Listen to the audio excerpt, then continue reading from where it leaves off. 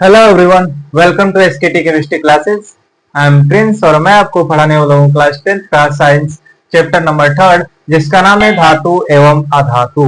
तो आज का ये हमारा तीसरा लेक्चर है। इससे पहले दो लेक्चर कंप्लीट हो चुके हैं। पहले लेक्चर में हम लोग पढ़े धातु के बारे में और धातु के भौतिक एवं रासायनिक गुणधर्म के बारे में। सारा कंसेप्ट, फुल कंसेप्ट के साथ सारा एक्सप्लेनेशन हम लोग कर दिए थे। वैसे ही सेम अधातु के बारे में सेकंड लेक्चर में हम लोग कंप्लीट किए हैं। अधातु क्या होता है और अधातु के पास कौन कौन सी भौतिक एवं रासायनिक गुणधर्म होते हैं, इतना सब क्लियर कर चुके हैं। और आज का हमारा टॉपिक है सक्रियता श्रेणी। अब इसमें हम लोग देखने वाले हैं कि जब धातु होते हैं या अधातु होते हैं तो उसमें कौन सबसे ज्यादा अभिक्रियाशील होता है और कौन सबसे कम अभिक्रियाशील होता है। मतलब सबसे अधिक अभिक्रियाशील धातुओं को और सबसे कम अभिक्रियाशील धातुओं को एक श्रेणी के रूप में बना के व्यवस्थित किया गया और उसी श्रेणी को बोला गया ये है सक्रियता श्रेणी। तो सक्रियता श्रेणी कुछ अलग बात है नहीं, उसमें धातुओं को और अधातुओं को एक साथ रखा गया है उनके बढ़ते या घटते हुए अभिक्रियाशीलता के क्रम में। वापस से देखते हैं, सक्रियता श्रेणी में धातुओं को या अधातुओं को उनके बढ़ते हुए अभिक्रियाशीलता के क्रम में व्यवस्थित किया गया है तो एक श्रेणी मिलेगी और उसी श्रेणी को बोला गया सक्रियता श्रेणी। उनको बोला गया सक्रियता श्रेणी। अब इसको फटाक से लिख लेते हैं, फिर उसके बाद देखते हैं कि सक्रियता श्रेणी में कौन सबसे अधिक अभिक्रियाशील होता है और कौन सबसे कम अभिक्रियाशील होता है और बीच में कौन होता है। तो सबसे पहले हम देख लेते हैं सक्रियता श्रेणी कहते किसे हैं। तो सक्रियता श्रेणी क्या है, इसमें क्या किया गया, तत्वों को उनके बढ़ते या घटते हुए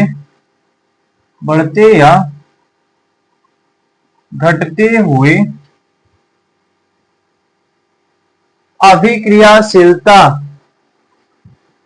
बढ़ते हुए रासायनिक अभिक्रियाशीलता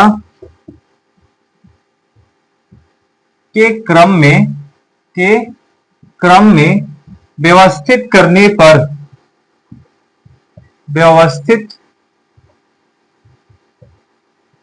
पर एक श्रेणी प्राप्त होती है। एक श्रेणी प्राप्त होती है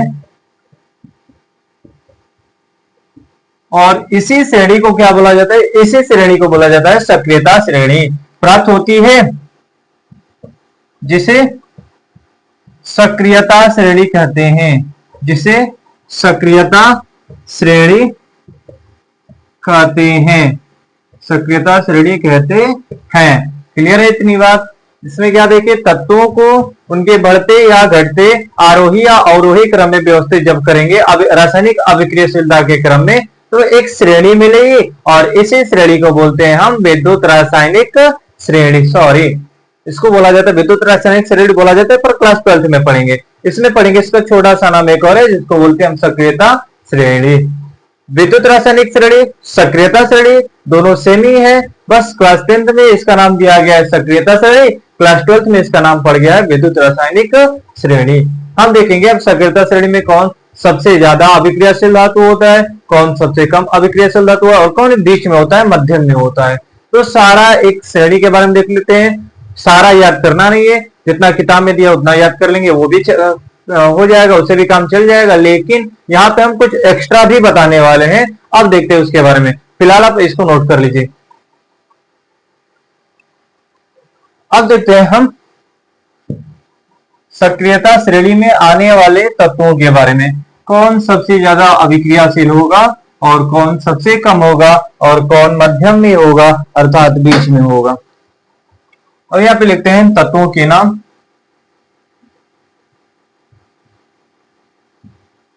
तत्वों के नाम,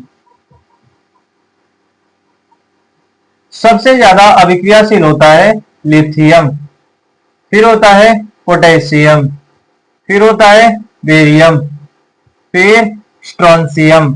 लिख देते हैं फटाक से, तब तक आप नोट करते रहिए। Lithium, potassium, barium, strontium, calcium, sodium,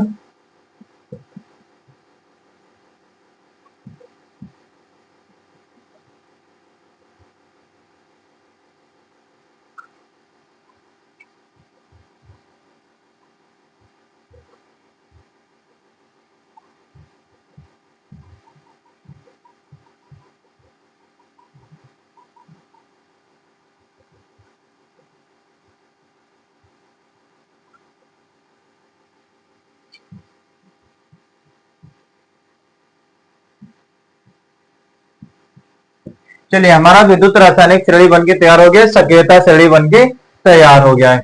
अब देखिए यहाँ पे सक्रियता श्रेणी में सबसे अधिक अभिक्रियाशील कौन होता है, किसके सब रासायनिक अभिक्रियाशीलता सबसे ज्यादा होती है, तो वो होती है लिथियम का। फिर किसका होता है, पोटेशियम का। फिर उससे होता है कम बेरियम का, strontium, calcium, sodium, magnesium, aluminium, manganese, zinc, chromium, iron, cadmium, cobalt, निकल, टीन, ये हो गया सीसा, लेड हो गया, hydrogen, copper, iodine, mercury, silver, bromine, platinum, chlorine, सोना और क्लोरीन। तो ये हो गया हमारा सक्रियता श्रेणी। और इसमें देखिए क्या है, जब हम नीचे से ऊपर जाते हैं, नीचे से ऊपर जाते हैं, ये ध्यान दीजिएगा कि ये हो गया श्रेणी, फिर इसके जस्ट नीचे ये होगा, फिर इसके जस्ट नीचे क्या होगा, ये होगा। तो सबसे नीचे ये होगा और सबसे ऊपर ये हो गया। तो जब हम नीचे से ऊपर जाते हैं, जब हम नीचे से ऊपर जाते हैं तो अभिक्रियाशीलता बढ़ती है, अभिक्रियाशीलता बढ़ती है, अभिक्रियाशीलता बढ़ती है, ये याद रखिएगा। जब हम नीचे से ऊपर जाते हैं तो अभिक्रियाशीलता बढ़ती है। इसका मतलब क्या होगा, जैसे नीचे सबसे पहले कौन है, सबसे नीचे फ्लोरीन है, तो फ्लोरीन से ज्यादा अभिक्रियाशीलता किसका होगा, सोना का होगा। सोना से ज्यादा किसका होगा, क्लोरीन का होगा। क्लोरीन से ज्यादा होगा प्लेटिनम का, प्लेटिनम से ज्यादा होगा ब्रोमीन का, ब्रोमीन से ज्यादा होगा सिल्वर का, सिल्वर से ज्यादा मरकरी का, मरकरी से ज्यादा होगा आयोडीन का। ऐसे ही बढ़ते चला जाएगा और लास्ट में सबसे ज्यादा किसका हो जाएगा, वो हो जाएगा लिथियम का। सबसे ज्यादा हो जाएगा लिथियम का। सबसे कम किसका होता है, फ्लोरीन का। सबसे ज्यादा किसका होता है, लिथियम का। आई होप आपको इतनी बात क्लियर हो गई होगी। अब फटाक से इनका नाम भी लिख लेते हैं, क्योंकि प्रत्येक से तो आप काम चलने वाला है नहीं, क्योंकि आप लोगों को तो याद करना है नहीं पीरियोडिक टेबल। तो चलिए हम सबका एक एक करके नाम लिख देते हैं, लेकिन कोशिश कीजिएगा कम से कम 30 से 35 तक तो याद कर ही ले, मुंह जबानी याद रहेगा तो आप लोगों को ही फायदा रहेगा। अब चलिए फटाक से नाम लिख लेते हैं हम। यह है लिथियम,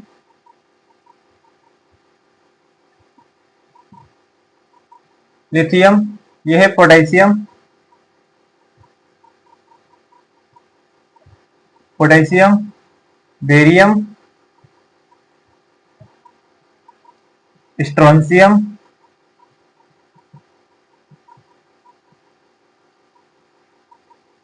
कैल्शियम,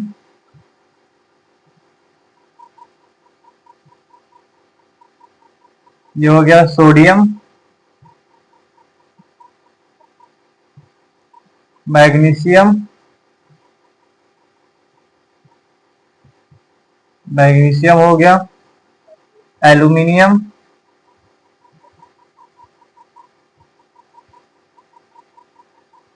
मैग्नीज,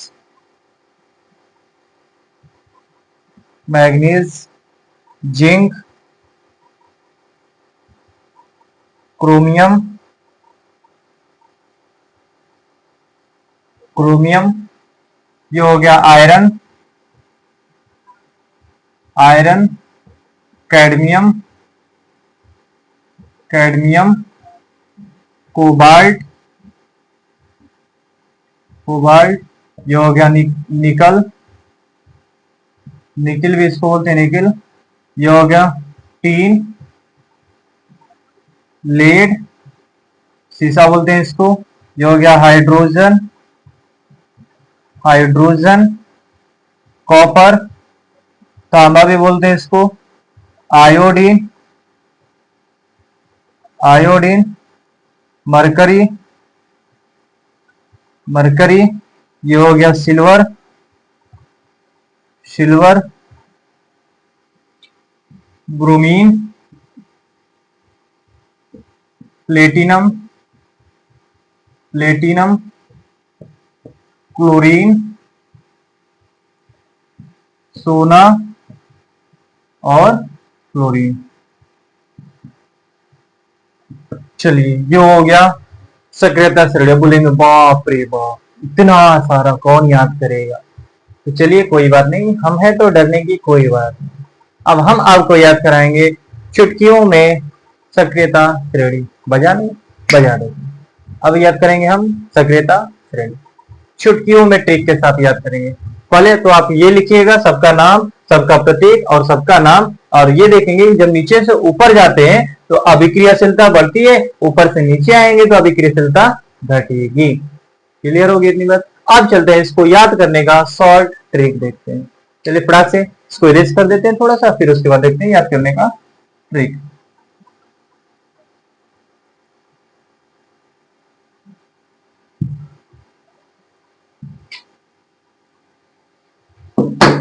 चलिए स्टार्ट करेंगे, यहां से बोलेंगे हम लेके 12 सरदार का नाम मांगे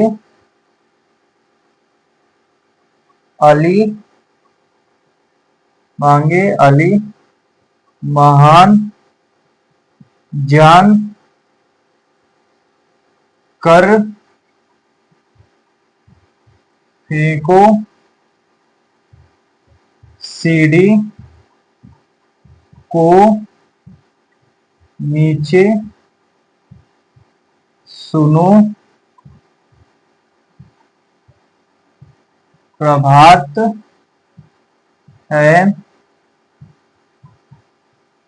कौन आए होंगे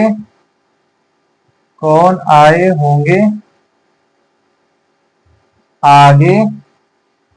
बीआर से बोलेंगे, हाँ इसको इरेज कर देते हैं, फिर आपको बताते हैं। इधर को नोट कर लीजिएगा।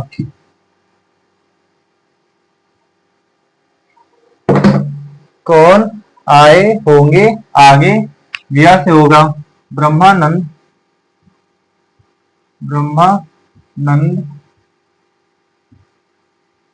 पंडित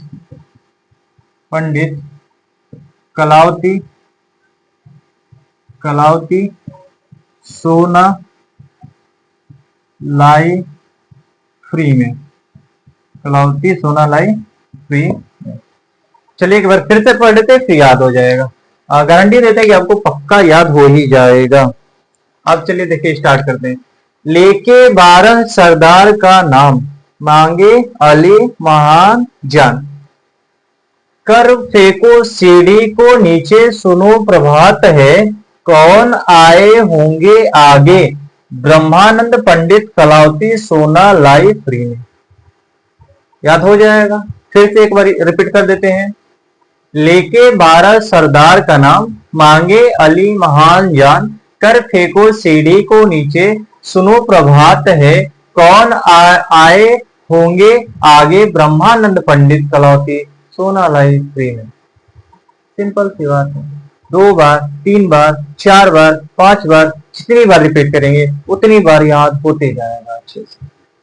फिर से रिपीट कर लीजिए एक बार मेरे साथ, फिर से बोलिए। लेके 12 सरदार का नाम मांगे अली महान जान, कर फेंको सीढ़ी को नीचे, सुनो प्रभात है, कौन आए होंगे आगे, ब्रह्मानंद पंडित कलावती सोना लाई फ्री में। क्लियर है। चलिए अब देखते हैं कि सक्रियता श्रेणी का उपयोग हम कहाँ करेंगे। सक्रियता श्रेणी का महत्व क्या है हमारे जीवन में, हम सक्रियता श्रेणी को बनाए क्यों थे, सक्रियता श्रेणी से हमें क्या लाभ होने वाला है, इन सारे चीजों के बारे में अब देखते हैं। तब तक के लिए आप लीजिए छोटा सा ब्रेक और इसको कीजिए नोट। 1 2 3 रेडी स्टडी गो।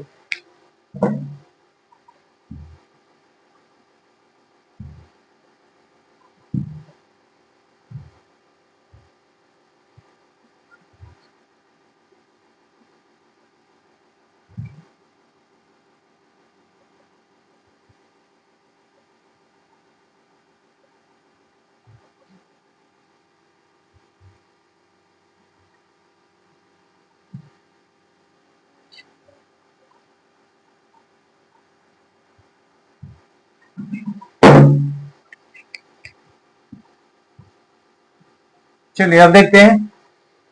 अब देखिए इसका उपयोग देखते हैं कि हमारे दैनिक जीवन में इसका उपयोग क्या है। जैसे हम लोग पहले चैप्टर में, दूसरे चैप्टर में बहुत सारे रासायनिक अभिक्रियाओं के बारे में देखे थे। अब उन रासायनिक अभिक्रियाओं में हम इसका उपयोग कैसे करते हैं, अब उसके बारे में देखते हैं।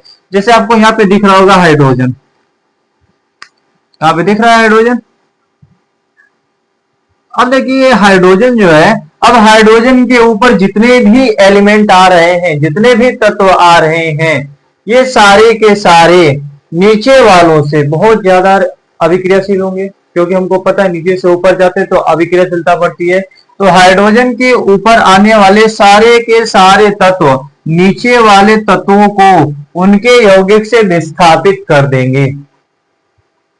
नहीं समझ में आया? फिर से रिपीट कर देते हैं। हाइड्रोजन से ऊपर आने वाले सारे तत्व हाइड्रोजन से नीचे आने वाले तत्वों को विस्थापित कर देते हैं। जैसे ऐसा होता है कि मान लीजिए बम्पर सिस्टम में आप गए, आपसे कोई हत्ता कट्टा व्यक्ति आया, आपको गोलगप्पे की रेडी से हटा दिया, बोला कि हम पहले खाएंगे, तो वो क्यों हटा दिया? क्योंकि आपसे ज्यादा ताकतवर है। वैसे ही हाइड्रोजन से ऊपर आने वाले तत्व नीचे वालों से ताकतवर होते हैं, उनको पढ़ा के टिकट काट देते हैं, हटा देते हैं उनको। पहली बात ये हो गई। पहली बात क्या हो गई? हाइड्रोजन से ऊपर आने वाले तत्व हाइड्रोजन से नीचे आने वाले तत्वों को विस्थापित कर देते हैं। देख लें इसको, इस पॉइंट को यहां पे लिख लेते हैं। हाइड्रोजन से ऊपर आने वाले तत्व हाइड्रोजन तथा हाइड्रोजन से नीचे आने वाले तत्वों को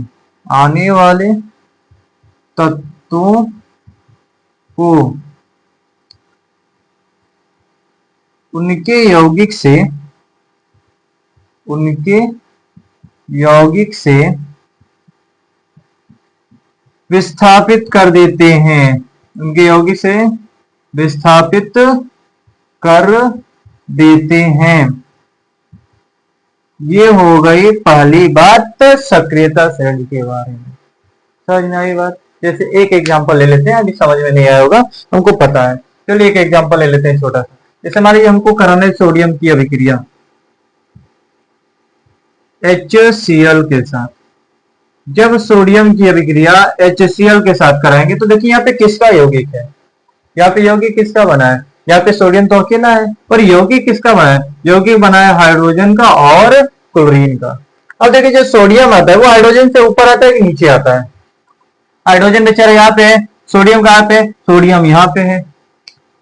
ये हो गया कैल्शियम, ये हो गया सोडियम। सोडियम यहाँ पे, हाइड्रोजन यहाँ पे, मतलब हाइड्रोजन से ऊपर है तो ये क्या करेगा? ये हाइड्रोजन से नीचे आने वाले तत्वों को या हाइड्रोजन को उसके यौगिक से विस्थापित कर देता है।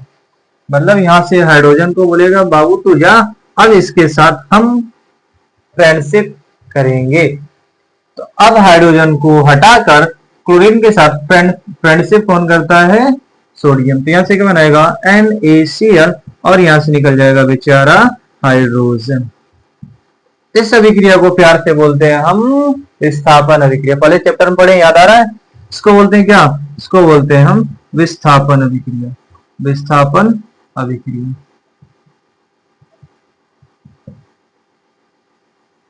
क्लियर हो गया? अब एक और रिएक्शन देखते हैं।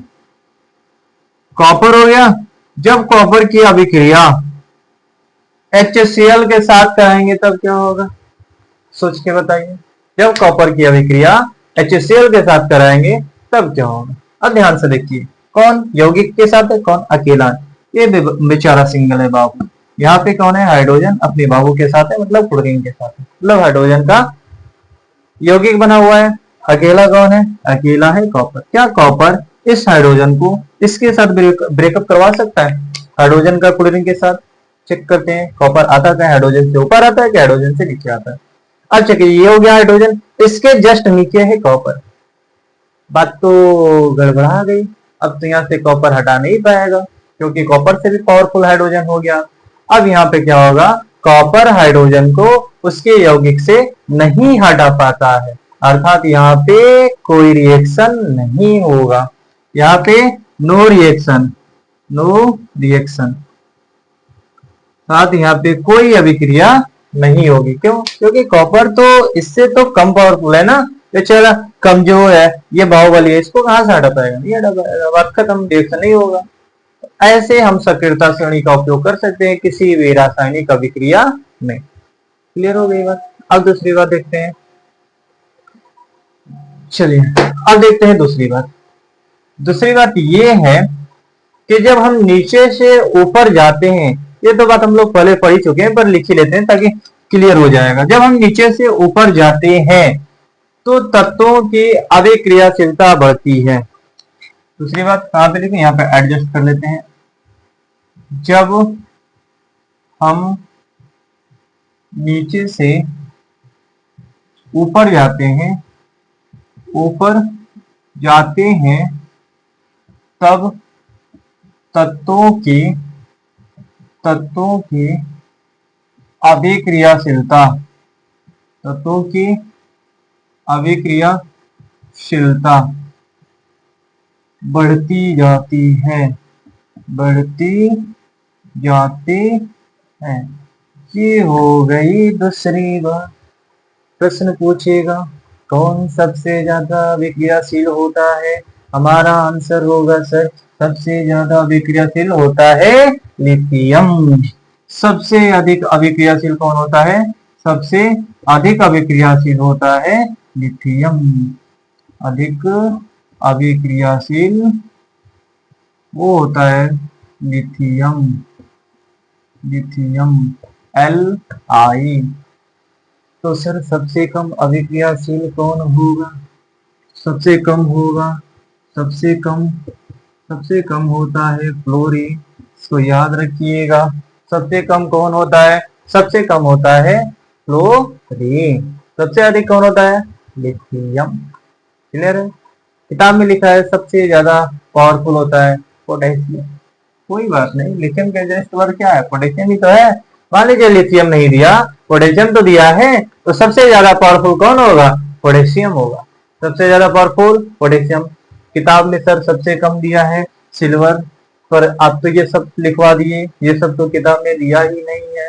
कोई बात नहीं, लिथियम नहीं दिया है, सॉरी ये सब नहीं दिया है, सिल्वर तो दिया है। सिल्वर नहीं तो सोना तो दिया होगा किताब में, सोना तो दिया ही होगा। सबसे नीचे सोना, देखिए सबसे नीचे सोना आ ही तो रहा है। कोई बात नहीं, कुछ ऐसा मिसिंग हो गया है क्योंकि 10 की लेवल पे उतना ही आता है जितना किताब में दिया हुआ है। ये है थोड़ा हाई लेवल पे, याद रहेगा तब भी अच्छी बात है, नहीं याद होगा तब भी अच्छी बात है। इसको याद करने का ट्रिक भी बता दिए, सबसे सिंपल ट्रिक। लेके भारत सरदार का नाम, मांगे अली महान जान, कर फेंको सीढ़ी को नीचे सुनो प्रभात है, कौन आए होंगे आगे, ब्रह्मानंद पंडित कलौती सोनालाई। सबसे सिंपल सा आसान सा ट्रिक है, याद हो जाएगा, अच्छी बात है। चलिए आगे बढ़ते हैं, अब दूसरी बात देखते हैं। अब तीसरी बात देखते हैं, दूसरी बात को देख लिए, अब तीसरी बात देखते हैं। अब देखिए कुछ ऐसे धातुएं भी होते हैं इसमें जिनकी अभिक्रियाशीलता इतनी तेज होती है कि उनको अगर छोड़ दें हवा में, खुले में ऑक्सीजन के संपर्क में छोड़ दिया जाए, तेजी से आग पकड़ लेगा। वो कौन है, वो है सोडियम, पोटेशियम, लिथियम हो गया, पोटेशियम हो गया, बेरियम हो गया, स्ट्रोंशियम हो गया, कैल्शियम हो गया, सोडियम हो गया, मैग्नीशियम हो गया। ये सब ऐसे धातु है ना जिनको खुले में रखेंगे ऑक्सीजन के संपर्क में, ये ऑक्सीजन के संपर्क में आते ही, नमी के या पानी के संपर्क में आते ही आग पकड़ लेते हैं। किताब में एग्जांपल दिया होगा सोडियम का, हम सोडियम को ही लेकर चलते हैं अभी फिलहाल। सोडियम को यदि हवा के संपर्क में लाते हैं, नमी के संपर्क में लाते हैं, अर्थात जल के संपर्क में लाते हैं, ये इतनी तेज अभिक्रिया करता है कि ये आग पकड़ लेता है। ये क्या करता है, आग पकड़ लेता है। इसको तो ऐसे छोड़ना, खुले में छोड़ना अच्छी बात नहीं है, इसलिए इसको रखते हैं केरोसिन तेल में डुबोकर। केरोसिन तेल एक हाइड्रोकार्बन यौगिक होता है जिनसे सोडियम अभिक्रिया नहीं कर पाता है, इसलिए सोडियम उसमें सेफ रहता है। पर जैसे सोडियम बाहर आएगा, ऑक्सीजन के संपर्क में आएगा, नमी के संपर्क में आएगा, जल के संपर्क में आएगा, आग पकड़ लेगा, विस्फोट भी हो सकता है। जैसे पटाखा फूटता है वैसे ये भी फूटेगा, पर वो तो कम खतरनाक होता है, लेकिन ये बहुत डेंजरस होता है, because it is a metal. अब आगे देखते हैं हम। सोडियम हो गया, सोडियम को केरोसिन तेल में डुबो के रखा जाता है, ये याद रखिएगा। सोडियम को किस में डुबो के रखेंगे? केरोसिन तेल में, केरोसिन तेल में डुबो कर रखते हैं। क्लियर है इतनी बात? चलिए अब मोटा मोटी सक्रियता श्रेणी के बारे में बहुत कुछ जानकारी हम लोग प्राप्त कर लिए हैं। अब इससे ज्यादा तो एक्स्ट्रा आएगा नहीं, अब मतलब हमारे लेवल के लिए ये इतना तक तो सही है। हम लोग सीख लिए कि सक्रियता श्रेणी कहते किसे हैं, सक्रियता श्रेणी में कौन कौन से तत्व आते हैं, सक्रियता श्रेणी का हमारे डेली लाइफ में यूज क्या है, कैसे हम रासायनिक अभिक्रिया में इसका यूज करेंगे। आई होप आपको इतनी बात क्लियर हो गई होगी तो कमेंट में मक्खन जरूर लिखे, #मक्खन, ताकि हमको ये लगे कि नहीं आपको ये समझ में आ गया है। तब तक के लिए चलते हैं, आप सबको जय Hind, bye bye, thank you.